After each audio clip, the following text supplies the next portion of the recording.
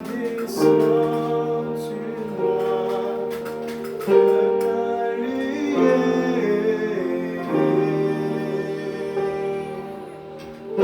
ta lumière, descend sur moi, Papa, que ta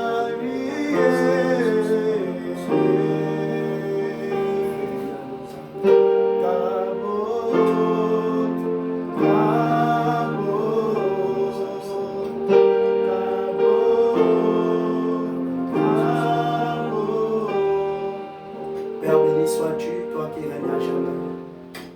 Tu es Dieu sur la terre, sous la terre, dans les cieux.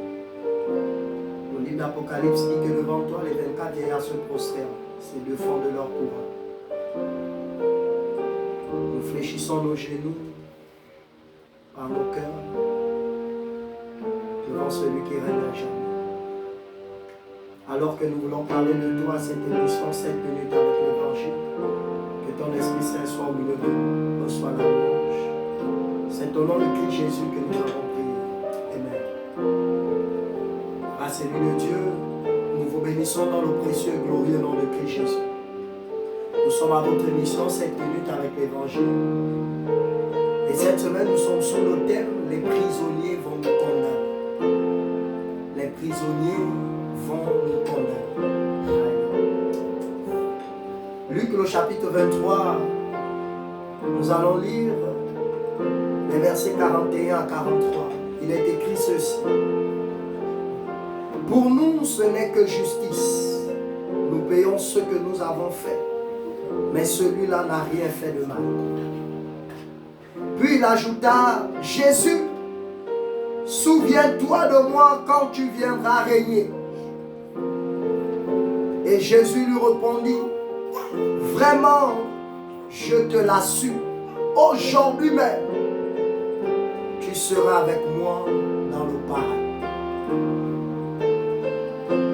L'Église connaît très bien l'histoire du voleur à la croix qui a pour nom Larron. L'Église connaît l'histoire du voleur qui a été justifié à la croix. Mais ce jour, le Saint-Esprit veut nous emmener dans les coulisses que la Bible ne nous met pas en lumière. Il est écrit dans le livre de Romains chapitre 10, et là c'est l'apôtre Paul qui parle à l'église de Rome. Il dit, comment entendront-ils parler de toi s'il n'y a personne qui prêche? Comment les hommes prêcheront-ils s'il n'y a personne qui est envoyé? Et là l'apôtre Paul reprend les paroles du prophète Ésaïe. Il dit, tel le prophète l'avait dit, qu'ils sont beaux sur les montagnes et les pieds de ceux qui annoncent l'évangile et non pas la loi. Messieurs et madame, j'ai le déplaisir de m'interroger en disant, qui avait parlé à ce prisonnier du Nazaréen? Qui avait parlé à ce prisonnier de l'immortalité du Christ? Qui était contemporain à ces voleurs en prison et qui détenait le message du Nazaréen? Si ce dernier dit, quand tu reviendras dans ta gloire, my God, ça me dérange. Alors qu'il est en train de parler de façon humaine, tous sont en train de coulisser vers la mort. Ils n'ont plus une heure à vivre. Mais comment peut-il dire que quand tu reviendras, my God? Et là, l'apôtre Paul dit, je ne suis plus attaché aux choses visibles, aux choses invisibles. Le voleur n'était plus dans une vie visible. Je dis à quelqu'un, la plus grande prison, c'est pas à sa famille. C'est pas derrière les barreaux. La plus grande prison, c'est l'absence du Christ. Quelqu'un qui n'a jamais écouté l'évangile est pire qu'un prisonnier condamné à mort. Je dis quelqu'un qui n'a jamais eu la révélation de l'œuvre de la croix du Nazaréen, il est pire qu'un prisonnier condamné à mort. Oh, je vais dire à quelqu'un, juge, condamne-moi à mort. Je suis plus que jamais vivant parce que j'ai Christ en moi. Oh, institution juridique, condamne-moi à mort, je suis plus que jamais vivant. Parce que dans une ville au nom de Béthanie, où résidait Lazare, le maître a dit, je suis la résurrection et la vie. celui qui croit en moi vivra quand bien même il serait mort.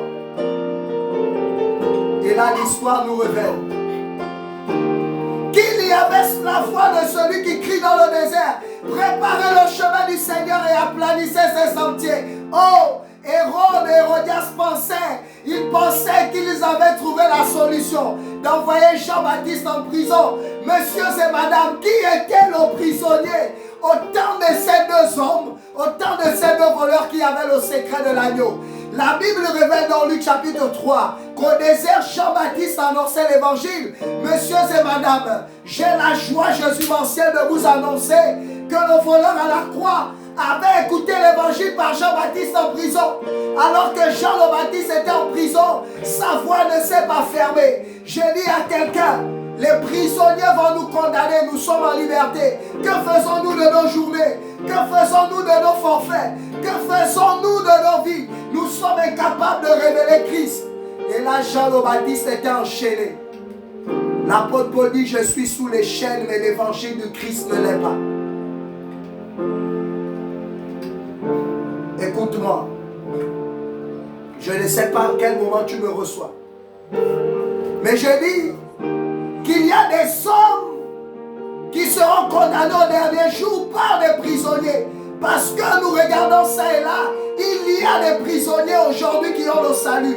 Toi, tu es en liberté, mais tu es véritablement esclave. Et là, je peux écouter la voix du maître à Patmos.